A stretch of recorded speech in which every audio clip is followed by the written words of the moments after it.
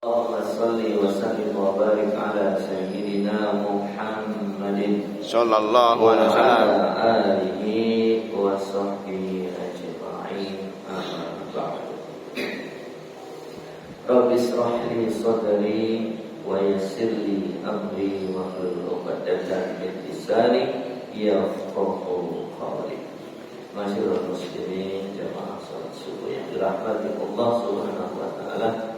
Puja dan puji syukur marilah kita panjatkan kehadirat Allah atas segala limpahan nikmat serta karunia yang diberikan kepada kita, terutama nikmat iman, nikmat Islam, nikmat kesehatan serta nikmat panjang umur, sehingga pada hari ini kita masih bertemu kembali dengan bulan Muharram di tahun 1446 Hijriah. Mudah-mudahan dengan tahun baru ini semakin menjadikan kita bertakwa kepada Allah Subhanahu wa taala. amin. Salawat serta salam semoga tercurah kepada junjungan kita baginda Nabi Muhammad Sallallahu alaihi wasallam.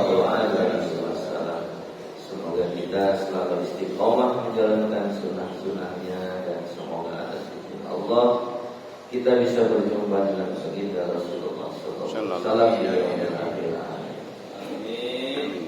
Marilah kita awali kali kita dengan membacakan Al-Quran surat Al-Fatihah dan majlisnya waktu ini dari surah Al-Fatihah. A'udzu billahi minasyaitonir rajim. Bismillahirrahmanirrahim. Alhamdulillahi rabbil alamin arrahmanir rahim maliki yaumiddin.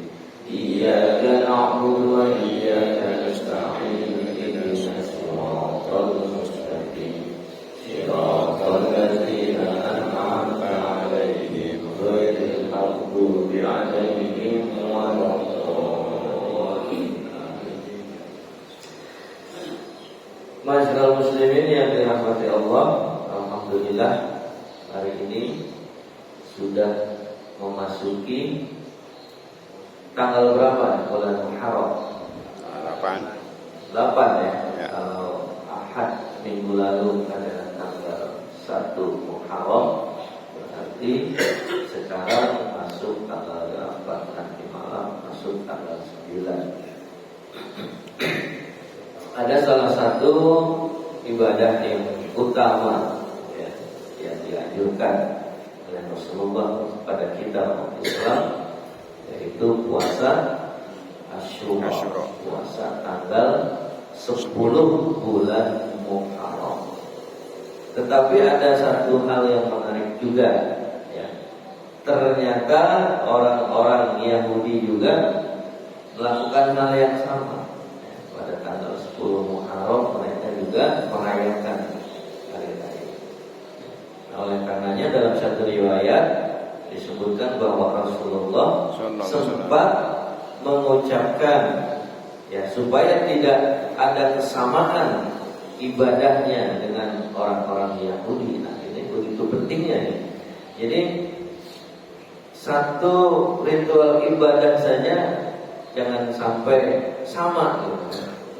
Karena ada hadis yang mengatakan man tasyabaha min qaumin fa huwa minhum. Siapa yang bertasyabuh atau menyerupai daripada kaum lain, maka ia bagian dari kaum tersebut. Jadi kalau misalkan kita umat Islam mengucapkan salam, Assalamualaikum, terus ucapin lagi Shalom, Om Swastiastu, ucapin lagi Namo Buddhaya, salam kebajikan dan lain sebagainya. Nah, itu kan kita udah mirip dengan kaum tertentu, dan Nabi berarti dia bagian dari mereka gitu. Nah, kalau kita dianggap bagian dari kaum yang tidak diridhoi oleh Allah Subhanahu wa taala, bahaya gitu. Nah, oleh karena itu kata Rasulullah, kalau aku ada umur tahun depan, aku akan melaksanakan puasa tanggal 9 dan tanggal 10. Tapi tahun berikutnya Rasulullah keburu meninggal. Nah, Lalu pertanyaannya, Rasulullah belum sempat melaksanakan puasa Tasu'a dan puasa Asyura-nya, tetapi ketika itu sudah diucapkan oleh Rasulullah, maka itu sudah bisa dijadikan sebagai sandaran bagi kita untuk melaksanakan ibadah tersebut. Nah, di sini disebutkan bahwa puasa Asyura adalah puasa pada hari ke-10 bulan Muharram, ya, dari katanya Asyura. Asyura itu kan 10 dalam bahasa Arab. Tis'ah 9. Makanya puasa yang lain sebut puasa Tasu'a. Tis'ah. Adapun keutamaan puasa ini merupakan puasa paling utama setelah puasa Ramadan. Masya Allah. Puasa yang paling utama setelah puasa Ramadan. Sebagaimana disebutkan dalam hadis yang diriwayatkan oleh Abu Hurairah, bahwa Rasulullah SAW bersabda, "Afdhalus siyami ba'da Ramadhan syahrullahil muharram, wa afdhalus salati ba'dal fajri ba'dal fariidati salatul lail." Puasa yang paling utama sesudah puasa Ramadan ialah puasa pada bulan Muharram, dan salat yang paling utama sesudah salat fardu ialah salat malam, qiyamul lail. Sebagaimana yang pernah dibahas kemarin, apa bedanya qiyamul lail dengan tahajud? Kalau qiyamul lail yang penting malam, tapi kalau tahajud harus tidur dulu walaupun hanya sebentar. Itu bedanya. Nah, sehingga tapi masing-masing mempunyai keutamaan yang luar biasa. Hari Asyura adalah hari ketika Nabi Musa alaihissalam diselamatkan oleh Allah dari kejaran Firaun dan bala tentara. Jadi memang pada tanggal 10 bulan Muharram itu banyak sekali peristiwa-peristiwa besar, ya, yang terjadi di bumi ini, ya, berkaitan dengan risalah para nabi dan rasul. Ya, salah satunya selain diselamatkannya Nabi Musa dari kejaran tentara Firaun, juga diselamat atau dikeluarkannya Nabi Yunus alaihissalam dari perut ikan paus. Wah, itu berapa angka? Itu kan luar biasa ya, karena dia adalah nabi. Kalau kita mungkin sudah meninggal ya, telan ikan paus kan? Telan ikan paus sudah meninggal ya. Nah, juga hari di mana Nabi Adam diampuni, ya, diterima taubatnya. Itu tanggal 10 Muharram. Ibnu Abbas radhiyallahu anhu meriwayatkan, ya, dalam satu hadis, anna Rasulullah sallallahu alaihi wasallam qadima al-Madinah fa wajada al-yahuda siyaman yaum Asyura, fa qala lahum Rasulullah sallallahu alaihi wasallam, ma hadzal yaum allazi tasumuna? Qalu hadza yaumun 'azimun anjallahu fihi Musa wa qaumahu wa gharraqa Fir'auna wa qaumahu fasamahu Musa syukra wa nahnu nasumu. Faqala Rasulullah sallallahu alaihi wasallam, fa nahnu ahaqqu wa aula bi Musa minkum. Nabi Muhammad mengatakan, aku lebih berhak tentang Nabi Musa. Fasamahu Rasulullah sallallahu alaihi wasallam wa amara bi siyamih. Dan ini tadi sudah saya singgung sedikit. Rasulullah sallallahu alaihi wasallam datang di kota Madinah, lalu beliau mendapati orang-orang Yahudi sedang berpuasa di hari Asyura di tanggal 10 bulan Muharram. Padahal waktu itu belum ada tahun Hijriah. Tetapi yang namanya bulan-bulannya memang sudah ada dari zaman nabi-nabi terdahulu, itu sudah ada dalam penyebutan bulan Muslim, bulan Islam. Maka beliau bertanya kepada mereka, "Hai, apakah ini yang kalian berpuasa di dalamnya?" Mereka menjawab, siapa mereka?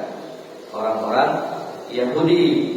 Hari ini adalah hari yang agung ketika Allah memenangkan Musa dan kaumnya serta menenggelamkan Fir'aun dan kaumnya.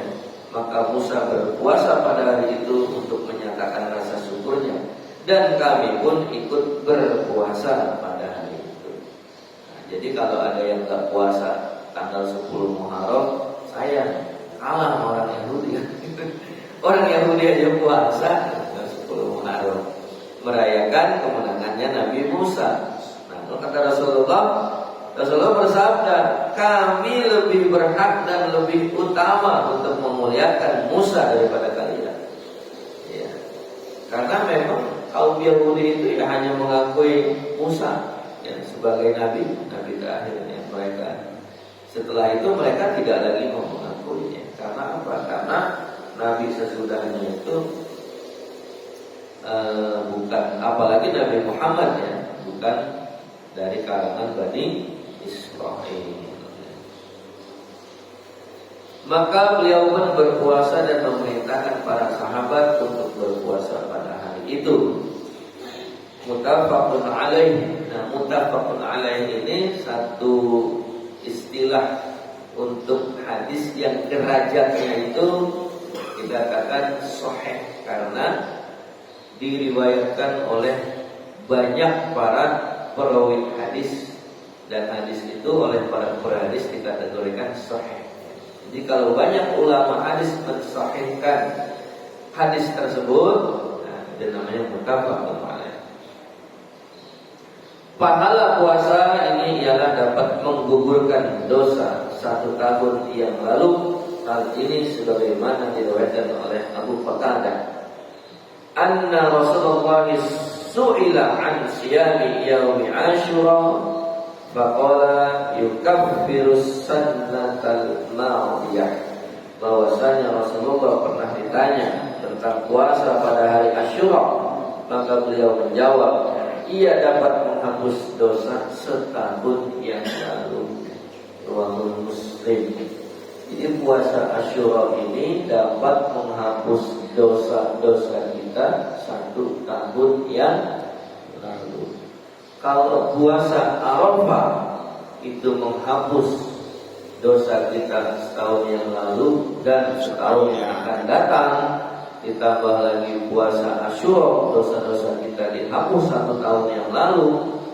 Jadi dalam setahun dosa kita 2 tahun dihapus. Nah, ditambah tahun berikutnya yang belum kita kerjain juga sudah dihapus. Jadi luar biasa. Boleh dikatakan umat Islam ketika menjalankan syariat yang ditunjukkan oleh Rasulullah ini bersih dari dosa. Lalu bukan berarti kita berpikir, oh gampang deh Islam, kita berbuat dosa, puasa 2 hari aja, puasa Arafah dan Asyura, habis sudah dosa kita. Ya, bukan setahun, yang dihapusnya setahun, 2 tahun malah ya. Nah, bukan begitu perhitungannya. Tetap makna, apalagi yang dikatakan puasa Arafah bisa menghapus dosa 1 tahun yang akan datang. Itu kan timbul pertanyaan, kok perbuatannya belum, dosanya belum, udah dihapus? Nah, ini ada ulama hadis atau ulama tafsir hadis yang mengatakan atau menafsirkan, ketika kita menjalankan puasa Arafah dengan penuh keikhlasan, selain dosa setahun yang lalu yang dihapus, itu sangat memungkinkan karena sudah terjadi. Kita akan dijaga oleh Allah dari perbuatan-perbuatan maksiat yang kemungkinan akan menimbulkan dosa selama 1 tahun ke depan, sehingga kita terbebas atau terhindar dari dosa. Maksudnya seperti itu. Baik. Karena puasa Asyura ini juga dilakukan oleh orang-orang Yahudi, maka Rasulullah SAW berniat untuk menyelisihi Nah, menyelisihinya bukan maksudnya ribut gitu ya. Menyelisihi berarti membedakan supaya nggak sama ya. Mereka dengan menyelisih mereka dengan menambahkan puasa pada tanggal 9-nya, sebagaimana Ibnu Abbas radhiyallahu anhu bersabda, kata Rasulullah, la in baqitu ila qabilin aisannatul qadimah la asumanna tasi'ah. Seandainya aku masih hidup sampai tahun yang akan datang, kata Rasulullah, niscaya aku akan berpuasa pada hari ke-9. Jadi ini hadis riwayat Muslim, insyaallah sahih. Ya. Karena sebagaimana sering saya katakan, Imam Muslim adalah pentakhrij, salah satu pentakhrij hadis yang hanya memasukkan hadis-hadis yang sahih saja. Ya, bagaimana cara dia memastikan hadis itu sahih? Ya, seperti Imam Bukhari itu betul-betul diteliti perawinya. Ya, kan kalau hadis di dalam kitab hadis yang lengkap, ini setelah kalimat misalkan an Abi Hurairah radhiyallahu anhu, nah itu an simpulan sampai kepada sahabat yang meriwayatkan, itu bisa 6, 7 sampai 8 perawi. Itu dicek satu persatu. Yang benarkah si A meriwayatkan dari si B? Itu dicek si A ini orang mana, B orang mana, apakah ia pernah hidup dalam kurun waktu yang sama. Nah, kalau pernah hidup dalam kurun waktu yang sama, berarti masuk di akal kalau si A meriwayatkan kepada si B. Tetapi kalau si A keburu meninggal sebelum si B lahir, kemudian di dalam kitab hadis itu dikatakan si B mendengar dari si A, kapan mendengarnya? Belum lahir. Dia belum lahir, si A udah meninggal. Nah, ini udah berarti cacat itu hadis, berarti nggak masuk, nggak diterima, mungkar, gitu juga. Kemudian perawi yang berikutnya diteliti bagaimana dia nih kehidupannya, jujur apa enggak, gini, oh ternyata dia misalkan seorang ulama yang sikoh, yang terpercaya, hafalannya banyak, alim, dia diakui keilmuannya, nah ini masuk. Tetapi ketika ada salah satu perawi diteliti, oh ini suka berbohong, jangan suka berbohong, pernah berdusta saja nggak masuk ke kategori hadis sahih. Makanya hanya hadis-hadis yang sahih yang bisa kita jadikan landasan sebagai hujah di dalam melaksanakan ibadah, atau dijadikan sebagai hujah untuk hukum dalam syariat. Ada juga yang membolehkan hadis hasan, ya. Hasan itu mendekati sahih. Tetapi kalau yang namanya hadis dhaif artinya apa? Lemah. Ya, lemah itu berarti kan diragukan. Sesuatu yang diragukan ya tidak bisa dijadikan sadar. Tetapi ulama sepakat boleh dijadikan untuk fadhail amal, semangat untuk melaksanakan ibadah. Misalkan barang siapa yang berpuasa pada hari ini mendapatkan pahala seperti 700 tahun, Masya Allah. Diteliti nggak pernah ada tuh hadis itu hadis palsu kan.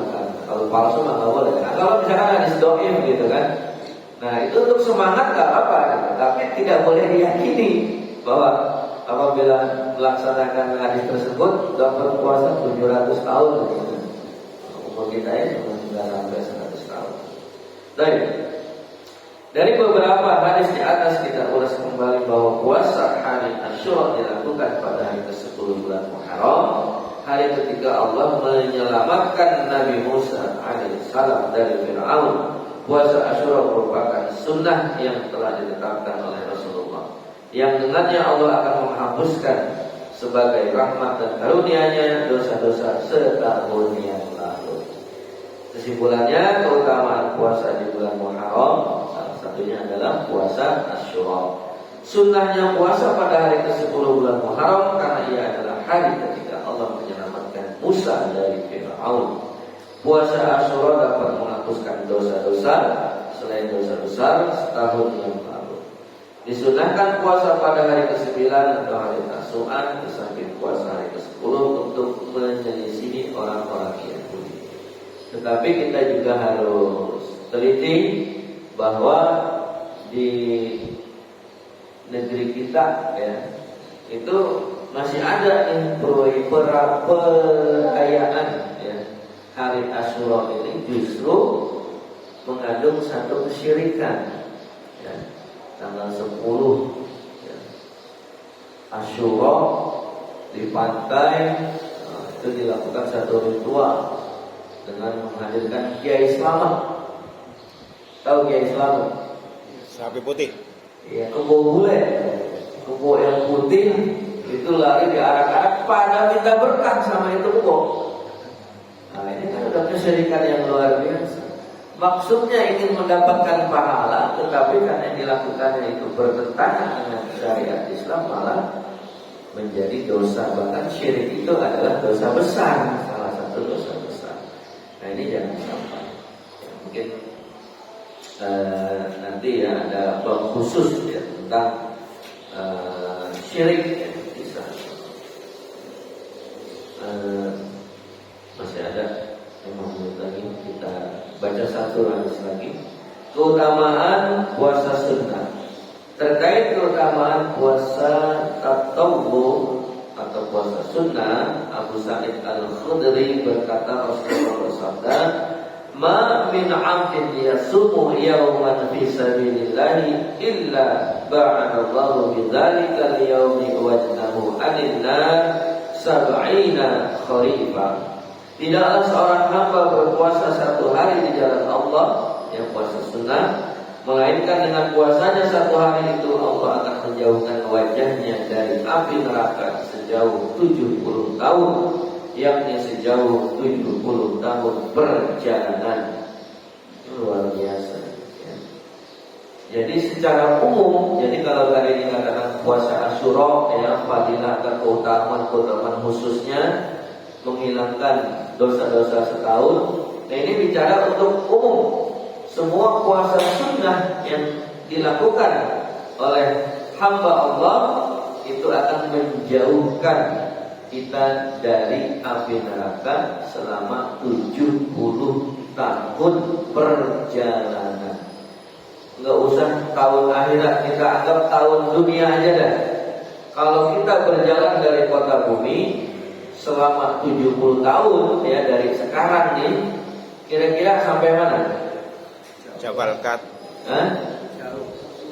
Ya, belum tentu sampai 70 tahun juga. Umur aja 50, berjalan 70 tahun. Cuma kalau kita anggap kita jalan nih 70 tahun, itu mungkin udah mengelilingi bumi berkali-kali ya. Karena keliling bumi itu kan sekitar 40.000 kilometer. Ya, kalau orang berjalan, kemampuan berjalannya sehari katakanlah 20 kilometer, kan setahun 7.000 kilometer ya dalam setahun. 7 kali 6, 6 tahun aja udah keliling dunia tuh. 6 tahun, kalau 70 tahun kalikan 11 ya, berarti udah 11 kali keliling dunia. Kalau diukur berarti 42 bagi 7 kali 40 ya. 280.000 kilometer. Jauh banget gitu kan. Itu sejauh itu neraka yang dijauhkan dari diri kita ketika kita membiasakan puasa sunnah. Maksud di jalan Allah ialah jihad, dan ada yang mengatakan ketaatan kepada Allah. Dalam hadis lain dikatakan Abu Hurairah berkata, Rasulullah bersabda, "Allahu kullu amali bani Adam lahu illa as-shawma fa innahu li wa ana ajzi bihi was-siyamu junnatun." Artinya saya bacakan. Puasa adalah benteng penjagaan dari neraka dan kemaksiatan. Maka jika pada satu hari seorang di antara kalian sedang berpuasa, maka janganlah ia berkata rofas, atau berkata kotor, perkataan keji, perkataan yang menyakitkan, dan bertengkar sambil berteriak. Ngomong kalau bertengkar nggak teriak kurang seru. Justru sebelum bertengkar biasanya ribut dulu, teriak-teriak, wow. Kalau tahu langsung baku, kurang seru ya. Kecuali di apa itu MMA. Jika ada orang lain yang mencelanya atau mengajaknya berkelahi, maka hendaklah yang mengatakan, aku sedang berpuasa. Nah ini apa namanya? Kiat. Kalau kita berpuasa lalu berkata rafas, itu hilang tuh pahala puasa. Nah lalu bagaimana di sini kata kalau kita sedang berpuasa, kemudian ada orang lain yang memicu kita ya untuk berbuat rafas atau berkata-kata kotor atau berteriak-teriak, maka kita diperintahkan untuk mengatakan saya lagi puasa. Misalkan ada orang ngajak ribut, gini, maaf saya lagi puasa. Jadi maksudnya apa? Ntar malam orang mau ribut. Gak jadi. Iya. Demi zat yang jiwaku berada di tangannya, sungguh bau mulut orang yang sedang berpuasa lebih harum di sisi Allah daripada bau minyak misik. Orang yang berpuasa akan mendapatkan dua kegembiraan yang ia akan bergembira dengan keduanya, yaitu jika berbuka ia gembira dan jika berjumpa dengan Rabbnya ia bergembira lantaran puasanya itu. Nah ini hadis yang sering dibahas di bulan Ramadan ya. Intinya adalah bahwa orang yang berpuasa akan mendapatkan dua kegembiraan. Yang pertama, ketika hendak berbuka pasti orang puasa senang. Pas mau buka menjelang maghrib. Ada nggak orang lagi puasa menjelang maghrib lagi puasa gitu? Ada nggak? Nggak ada. Ya kan pasti mau malah ditunggu-tunggu kan begitu. Nggak ada orang lagi puasa. Maghrib lagi. Kan lagi puasa. Nggak ada ya. Kita pun merasakan betapa senangnya ketika mau azan maghrib. Nah, apalagi sudah terhidang tuh. Ya, es buah segar, ya, kolak dan sebagainya. Kemudian kegembiraan yang kedua adalah ketika berjumpa dengan Allah Subhanahu wa taala. Ini berarti adalah janji Allah bagi orang yang sering berpuasa akan berjumpa dengan kaumnya di surga. Kalau di neraka tidak bisa ketemu. Ya. Jadi jangan berharap kalau di neraka bisa berjumpa dengan Allah. Yang ketemu itu malaikat yang serem-serem gitu kan. Kita mau ini bangun aja langsung dihantam dengan dibodoh dan sebagainya. Baik, puasa termasuk salah satu ibadah yang sangat agung. Allah telah mengkhususkan puasa untuk dirinya dan menjanjikan orang yang melaksanakannya dengan pahala yang besar. Adapun hikmah daripada keutamaan puasa sunnah yang pertama, keutamaan puasa dan pahalanya sangat besar. Yang puasa sunnah itu sampai tadi dikatakan dijauhkan kita dari neraka sejauh 70 tahun perjalanan. Puasa menjadi penjaga dari kemaksiatan dan dari neraka. Puasa menjadi sebab dijauhkan dari neraka pada hari kiamat kelak. Wallahu a'lam bishawab. Jadi kalau hari ini tanggal 8, besok tanggal 9 Muharram kita bisa puasa hari Tasyu'a sekaligus karena jatuhnya hari Senin, insya Allah dapat keutamaan yang double. Ya. Puasa Senin Kamis sekaligus puasa Tasyu'a. Selasanya puasa Asyura 10 Muharram. Insya Allah dosa-dosa kita habis, ya kan? Tapi dosa-dosa kecil, bukan dosa besar. Kalau dosa besar harus dihapus dengan bertaubat dan nasuha. Astagfirullahaladzim, astagfirullahaladzim, astagfirullahaladzim. Allahumma shalli wa sallim ala sayyidina Muhammadin wa ala alihi wa sallam. Amin. Alhamdulillahi rabbil alamin. Wa ni'ma wa yukafi wa mazidah. Ya Rabbana lakal hamdu kama yanbaghi li jalali wajhika wa 'azimi sultanik. Allahumma shalli ala Allahumma taqabbal minna salatana wa siyamana wa qiyamana wa qawlana wa da'irana wa takhasrana wa tabiqatana ila kamarahimin. Allahumma ubirana wa liwalidina wa hamdana kama rawna siwara. Allahumma abana bin azwajina wa zuriyyatina wa ta'alina wa zadina muttaqina imama. Rabbi ij'alna muqimas salatana wa min dzurriyyatina rabbana wa taqabbal du'a rabbana zalamna anfusana wa illam taghfir lana wa tarhamna lanakunanna minal khasirin. Allahumma rizqna rizqan wasi'an wa 'ilman nafi'an wa 'amalan mutaqabbalan wa dhanban maghfura wa tijaratan lan tabur ya rabbal alamin. Rabbana la tuzigh qulubana ba'da idh hadaytana wa hab lana min ladunka rahmah innaka antal wahhab. Rabbana atina fid dunya hasanah wa fil akhirati hasanah wa qina adzabannar. Subhana rabbika rabbil izzati amma yasifun wa salamun alal mursalin walhamdulillahi rabbil alamin. Subhanakallahumma wa bihamdika asyhadu an la ilaha illa anta astaghfiruka wa atubu ilaik. Billahi taufiq wal hidayah. Wassalamu alaikum warahmatullahi wabarakatuh. Waalaikumsalam warahmatullahi wabarakatuh.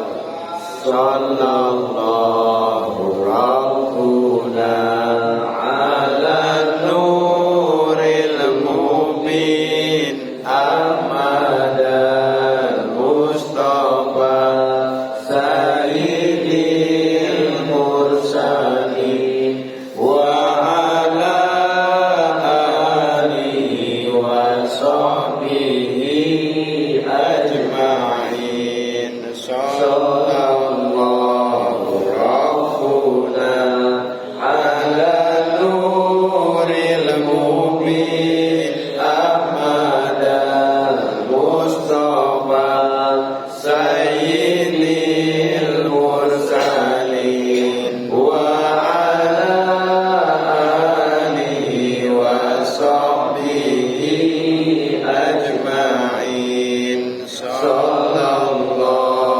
rabbuna ala nuril mubin Ahmadal Mustafa Sayyidil Mursalin wa ala alihi wa sahbihi ajma'in. Allahumma salli wa sallim wa